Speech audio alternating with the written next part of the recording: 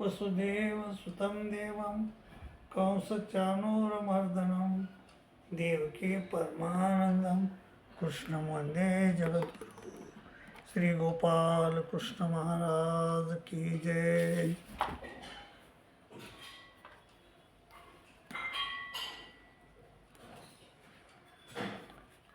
श्रीकृष्ण महाराज अर्जुनाला म्हणाले, अर्जुना यदहंकार माश्रिते न यौत्सेति बननेसे, यदहंकार माश्रिते न यौत्सेति बननेसे मिथेस्य व्यवसायस्य प्रकृतीं स्त्वं निवेश्यति। अर्जुना, मी जे तुला सांगतो ते तू ऐकत नसल, ऐकणार नाहीस। आता मी तर तुला इति ते ज्ञानमाख्यातम गुह्यात गुह्येतरम मया इमृषे तथशेषेन येथेचशी तथ करू। तुला सर्व प्रकारचं ज्ञान मी दिले, ते ज्ञान आता या पलीकडे जगात कोणतंही ज्ञान नाही, आणि त्या ज्ञानाचं आश्रय धरून तू जर ऐकणार नाहीस, युद्ध करणार नाहीस, तर शेवटी तुला हे युद्ध करावंच लागेल। आणि तुझा जो स्वभाव आहे, तू जे प्रकृतीने 3 गुणानं बांधलेला आहे, माणूस 3 गुणानं बांधलेला असल्यामुळं त्या 3 गुणानुसारच कर्म करत असतो। आणि ज्यावेळेस तू एकटा आहेस आणि 4 भाऊ दुसरीकडे, तर ते 4 भाऊ तुझ्यामुळं युद्ध करायचं थांबणार नाहीत। तू जरी आज युद्ध करायला तयार नसलास तरी काय हरकत नाही, पण ते 4 भाऊ युद्ध करणारच, आणि युद्ध करणार। आणि मग तुझं पांडवाकडचं पारडं कमी भरणार, हलकं भरणार, आणि तिकडचं पारडं जडच आहे, आणि ते पारडं जड भरणार आहे। आणि ते जड भरल्यानंतर ज्यावेळेस आपल्या धर्मराजाला युधिष्ठिराला लोक बंदी करून नेते, ज्यावेळेस बंदी करून नेते, तर त्यावेळेस तुला बक्षीन ते, तर तुला ते दाखवणार नाही, आणि न दाखवल्यामुळं तू हे युद्ध करशील। पण त्यावेळेस टाईम गेलेला असं ना अर्जुना, कोणतेही काम वेळात केलं पाहिजे माणसानं। वेळ निघून गेला, वेळ गेली निघून आणि सोंग आलं मागून, अशी गोष्ट तुझी होईल। त्यामुळं वेळ गेलं निघून, सोंग आलं मागून, तर तुझी वेळ जी आहे ती आत्ताच आहे। आत्ताच जर युद्ध केलंस तर तू भेऊ नको, तू युद्ध जिंकणार आहेस। मी हे सगळे लोक मारून टाकले, जय महावितिष्ठा युद्ध सुजेता शिरणे सपत्ना, आणि हे सगळे लोक मी मारून टाकलेले, तू फक्त निमित्त मात्र भौसावेसाची, तू फक्त निमित्त मात्र आहेस। आणि जर तू एवढं मी तुला सांगून जरी तू करत नसशील युद्ध, तर ज्यावेळेस धर्माला बंदी करून नेणारे लोक, आणि बंदी करून नेल्यानंतर तुझी जी प्रकृती आहे, तुझा जो स्वभाव आहे, मग तो स्वभाव वर येईल, आणि तू त्यावेळेस युद्ध करायला तयार होशील। पण त्यावेळेस वेळ निघून गेलेली असणार आहे, त्यावेळेस तुला देखील त्या धर्मराजाबरोबर मारावं लागणार आहे, तुझी बी तिथे इज्जत राहणार नाही। आणि तुला मी सांगायलो, हातो प्राप्से स्वर्गम आणि जितो भोक्षिसे मै, जर तू युद्धास मेलास, तर तू युद्ध करताना मेलास तर स्वर्गाला जाशील, आणि जर जिंकलास तर तू हे पृथ्वीचं राज्य भोगशील। तू जिंकणार आहेस हे ध्यानात ठेव, परंतु जर तू मेलास बी तरी स्वर्गाला जाशील। पण ज्यावेळेस तू आता युद्ध करणार नाही, आणि ज्यावेळेस तू हे युद्ध करायला तयार होशील, आणि त्यावेळेस तुला मारते हे लोक, तर त्यावेळेस तू स्वर्गाला नाही जाणार, आणि तुला याचं राज्य बी नाही भेटणार, कोणतंच भेटणार नाही।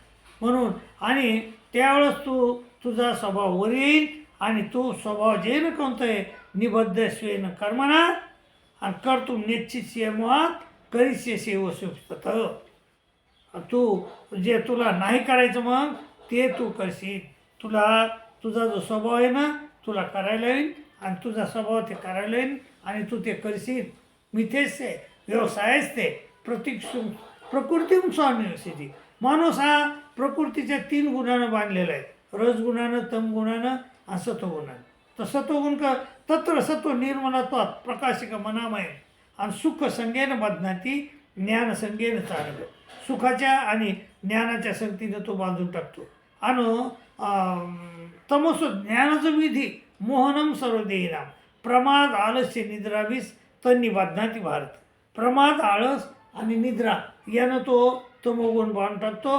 आणि रजो रागा आवडरूप आहे. रजो रागात्मक विधी तृष्णा संघ समुद्भव त्यांनी बांधनाती कवते कर्मसंगी कर्माच्या आसक्तीने तो बांधून टाकतो. आणि तू बी अर्जुना ह्या 3 गुणानं बांधलेला आहेस. कर्माची आसक्ती आहे तुला, ती कर्माची आसक्ती तुझी वर येईल त्यावेळेस. आणि आज तू नाही म्हणायलास, पण त्यावेळेस तुझा तो स्वभाव गुण वर येईल आणि तू युद्ध करायला जाशील आणि त्यावेळेस तुझा मिथेस्य होणार आहे सगळं, म्हणजे व्यर्थ होणार आहे तुझी ती खटपट. त्यामुळं अर्जुना आजच युद्ध कर. अरे अथ चेतो भीमम धर्म्यम संग्राम न करिष्यसि. तू जर युद्ध केलं नाहीस ना, अथ चेतो भीमम धर्म्यम संग्राम न करिष्यसि तर स्वधर्म कीर्तींचे ही तो पापम असतेसी.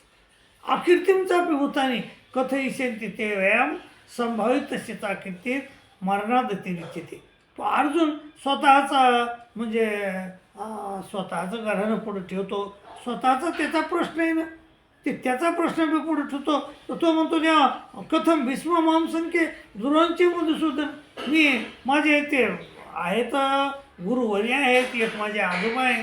कथम भीष्म मांसंख्ये दुरांचे मधुसूदन इसुबी प्रतिवेशमी पुजारावर सुदन. त्या आणि पूजनीय मला ते देवा, आणि त्याच्यावर मी प्रतिबाण कशी चालू, त्याला कसं मारू मी. आणि पूजा रावरी सुद्धा आणि देवा गुरु हातो आहे महानुभावान श्रेय भोगतुम भक्षण पीर. हातो अर्थ कामोस्त गुरुनी आहे भुंजीय भोगान रुधिर पदिकदा. अरे भीक मागून मागितलेली बरी, भीक मागून राहिलेलं बरं, परंतु त्या लोकांना मारलेलं बरं नाही अर्जुना. हे देवा मग मी ते काय करणार नाही अर्जुना, हे देवा. आणि मी काय युद्ध करणार नाहीस तर नको करू. पण अर्जुना, पण जर तू करणार नाहीस नाही युद्ध तर तुझं नाही का अकीर्तीम चापीभूताने कथयिती श्यावर ते व्यायाम. आणि तुझी सगळे लोक अपकीर्ती करते, तुझी अकीर्तीम चापीभूताने कथयिसी त्या संभावित शिता कीर्ती मरणादतिरिच्यते. आणि अर्जुना तू जर म्हणतोस की मी ह्या गुरुला याला कसं मारू, अरे ते आजवर नव्हते का. कितीतरी आहे हा जो आत्मा आहे तो वासांशी जीर्णानी यथा आहे नवानी गृहणाती नरोपराणी. तो नवीन जसे आपण कपडे बदलतो तसे तो कपडे बदलत असतो. आणि मग ते अरे हे तुझं याचं जे देह आहे नश्वर आहे रे अर्जुना. त्या भीष्माचार्याचं देह ते नश्वर आहे, द्रोणाचार्याचे देह नश्वर आहे, ते टिकणारं नाही. आणि काय द्वैम पुरुषो लोके शर साक्षी रेवचे शर सर्वांनी भूतानी सगळ्या म्हणजे देह आहेत ते सगळे शर आहेत अर्जुना. शर सर्वांनी भूतानी. आणि मधातला जो कुटस्थ आहे तो अक्षर आहे उच्चते, आणि तो कधीच मरत नाही. त्याला नैनम छिंदंती शास्त्रांनी नैनम दती पावका न चैनम क्लेदन त्यापो न सोसैती माग. आचर्यो यमदायो यम क्लेदेव सोसेयचे. नित्य आहे तो, सर्व गता आहे, स्थानू अचल आहे, सनातन आहे. मग अर्जुना ते मरत नाही. आणि ज्याला तू ते जे तुझ्याचं मरत नाही आणि त्याला तू मारतो म्हणायलास. आणि न तू वाम जातो नासम न तो नेमे जाणादीप. अरे हे लोक नव्हते, मी नव्हतो, तू नव्हता, असं कधीच झालं नाही.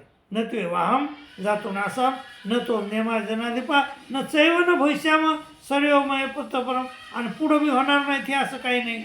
अरे हे सगळं होतच असतं अर्जुना. हा देह आहे ना, हा नसोर आहे, याच्यात अनेक अवस्था होतात. देहिनोस्मिन्यता देह कौमारम यौवनम जरा तथा देहांतर प्राप्ती धीरस्तत्र मुयते. अर्जुना मात्रा स्पर्शा सुकवते शीतोष्ण सुखदगदा आगमा पायनो नित्यार्थान शिष्य भारत. हे तू सहन कर हे सगळ्या गोष्टी. आणि तू मी म्हणतो ना तुला हे धर्मयुद्ध आहे हे धर्मयुद्ध तुला करावंच लागणार आहे आणि हे धर्मयुद्ध कर, तुझं याच्यात भलंच आहे. आणि पण तरी अर्जुन तयार नाही, ऐकायला तयार नाही. मग ते म्हणजे नको ऐकू, तुला जसं करायचं ते कर. पण ज्यावेळेस तू तुझ्या शेवटच्या गोष्टीला, शेवटची गोष्ट सांगतो, ज्यावेळेस हा जो म्हणजे दुर्योधन किंवा भीष्माचार्य तुझ्या याला आपल्या धर्माला धरून नेते, त्यावेळेस तू युद्ध करायला तयार होशील. आणि त्यावेळेस तू टाईम गेलेली असं ना अर्जुना, ती का त्यावेळेस तुझा काही भलं होणार नाही. आणि तू आहे अहंकारानं म्हणायलास तू की मी युद्ध करत नाही. अहंकार सोडून दे. अहंकार कोणाचं भलं झालं अहंकारानं? काम, क्रोध, मद मत्सर, अहंकार, दंभ हे सगळे आपले शत्रू आहेत. आणि तू अहंकारानं बोलायलास. अहंकार तुझा कामाचा नाही अर्जुना. आणि यदा अहंकार माश्रिते तू न येऊच ती म्हणणेसे. आणि अहंकारानं तुझं म्हणत असं मी युद्ध करत नाही, तर मिथेच ते व्यवसाय, ते सगळं खोटं आहे, सगळं व्यर्थ आहे अर्जुना. मिथेच ते व्यवसाय असते प्रकृती स्वाम नियोक्षते. आणि तुझी प्रकृती ही त्रिगुण तुला हे युद्ध करायला लावते ना. आणि त्यावेळेस टाईम गेलेला असं. आणि ते अर्जुना स्वभावजेने कोणते निबद्ध स्वेन कर्मणा करतो निश्चित यन्मोहात करिसेसी वस्तुत.